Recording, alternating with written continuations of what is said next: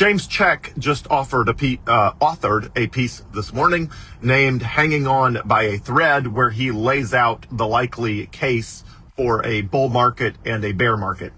This followed up two other pieces that he did. One where he laid out a bearish case, which is a pessimistic case for what's likely to happen with Bitcoin, which is basically it could trade as low as $81,000.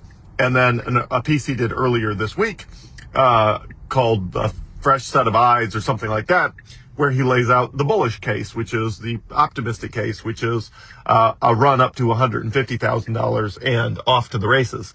So the first thing you'll notice is obviously 150, there's a bigger upside of, dollar value between one here and 150 than there is between here and, 81,000. I'm still leaning in the positive direction. Obviously, every time, at 114,000 earlier this week, I'm like, look, it's like 70-30, 75-35, 75-25. We go up from here. Then it dips again and it's like, okay, probably 60-40. Now here at, 10, whatever it is, 109. It's like at 107, I'm like, oh my gosh. At 106, I'm like 50-50 on, do we dip before we go up? And then at 109, I'm like, probably up first. So we don't know. Now, one benefit or one thing you can do in a situation like this is take advantage of River's feature of supercharging recurring buys. Normally when people set up a recurring buy, they'll set it up for weekly. That just cuts down on your total number of transactions, so you don't end up with like a gazillion transactions in your transaction ledger. But if you want to make sure you're catching every single downside of the price of Bitcoin, you can set it up daily. It's called daily DCA, dollar cost averaging, as opposed to weekly. Again, I typically recommend, if people are going to do dollar cost averaging, which is called recurring buys on River, I typically recommend they do that weekly, just because it cuts down the total volume of, of transactions. If you have to go look up transactions, if you got one per day minimum, that's just a lot of transactions to scroll through. But you can also do it daily if you want. If you want to know that at every single dip in the price of Bitcoin, you are buying some at that price, you can set up daily. They might even let you do hourly, that results in an insane number of transactions, but I don't know. Anyway, but River just rolled out their supercharge feature. The supercharge feature, regardless of the interval you have set up for your dollar cost averaging strategy, if you're taking that approach, if the price over the last 7 days has been an average of 1% lower, if at the price of the triggering of the, basically, if you have it set up, to trigger once a day or once a week, at the time it triggers, if the average price at that point in time is more than 1% lower than the average, the historical average, it will double up, or it'll buy. You can set it to 25% more, 50% more, 75% more, or 100% more than it normally buys. So if you have a daily $10 a day set up, you can set it where it says, hey, if it's 1% below the average, instead of $10 a day, I want an extra 50%, which means it'll buy you $15. Or if you have it set up weekly at $100 a week, you can have it set up like 100% more, where on a week where the price is 1% lower, it'll buy you $200 from your bank account rather than just $100. No matter how you set it up, it's going to preload 1 week's worth of purchasing power from your bank account. So if you have it set up where it's $10 per day, I'm going to use daily here. But if you have it $10 per day, obviously it would take $70, 7 times 10 to fund that. But if you have it set up where it can buy up to 100% extra if the price is in a dip at the time of the buy, then it will pre-fund the account with $140, because it might be that every time there's a buy, it is dipping. It dips 7 times in a row, in which case you'll need $140 pre-loading the account. So you can decide. Again, I generally recommend weekly if people are going to do dollar cost averaging. And obviously I recommend if, 100%, double up on it. If you're setting a supercharged order, I would do 100%, but obviously if your finances can only sustain supercharging at 25, 50, or 75%, that's great. But obviously the more the better. If the price is dipping, buying more is better. So dollar cost averaging is one of the few things you can do that works regardless, even in a moment of extreme market indecision right now. So right now, again, James Check is basically, he still airs positive. Like when you read through his updates, it's like, but it's more like 55-45. At best, 60-40 in favor of going up first before a dip. Like, depending on the price of Bitcoin, you can see his mood. His mood basically follows my mood, which follows everybody's mood, which is like, the price is 107 or it dips below 107. It's like, my gosh, why can we not just go up?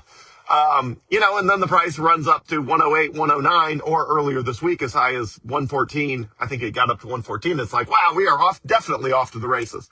But anyway, if you dollar cost average, normally I don't recommend dollar cost averaging because it underperforms in general. But with the new supercharge feature on River that came out earlier this week, I think they launched it on Monday. So literally today is Thursday, and it's like been active for like 2 days. But with the supercharge feature, I think dollar cost averaging has a higher likelihood of having performance similar to just buying as much as you can and just holding it as long as possible. Now, if I had US dollars to invest in Bitcoin, I would buy it immediately upfront, smash buy, hit the buy button, full amount right now. That's what I would do. But I also understand that this grind wears people out. As Jack Mallers, the CEO of Strike, says often, the market is designed to wear you out and scare you out. So the dips are designed to scare you out, and the grind sideways is designed to wear you out and make you just give up. And it's not unique to Bitcoin. Every asset behaves that way, which is why people, a lot of people lose money in markets, any kind of market. One second. People tend to lose money in markets if they're trying to trade it, which you should not do, because they get scared out, wear you out, scare you out. So here we are. I am still obviously extremely bullish on Bitcoin, but the longer we grind sideways, the more fatigue it introduces. Even for me, I'm like, my gosh, how long do we have to grind sideways? Now, if I were not pumping out constant, Facebook and YouTube content, well, all of my YouTube content is all Facebook content that's just moved over to YouTube. So I'll call it Facebook content. If I was not constantly cranking out Facebook content, I wouldn't really care. I would just go live my life, ignore the price, and, it doesn't matter. But because I'm constantly cranking out Facebook content, it does create the fatigue dynamic that you probably experience if you're checking the price 50 times a day, like I am, which is like, you're like, my gosh, how long are we going to go sideways? I mean, it feels like we've been going sideways forever. And the same was true. It felt like we were going sideways forever between $55,000 and $70,000 in 2024. So last year, 8 solid months were almost the entirety of those 8 months. We were between $55,000 and $70,000. Obviously, up here at 109, 108, whatever it is at the exact moment, my watch is not updating. I think it's updating. It says 109, but it could be a little below that. Yeah, it's 109. Well, here we go. So I guess at 109, I'm feeling a little better. So anyway, it's just the roller coaster of markets. But I'm extremely bullish. So my advice remains the same. If you have money to invest in Bitcoin, if it were me, I would invest it up front. I would, put it all in and forget about it. If your finances, if that makes you nervous or, you can't quite stomach the roller coaster, then I would recommend supercharged recurring buys on River. Just go set it up for, if you want to feel good about buying, every single day. So if the price is dipping, you're buying that day. You can set it up daily.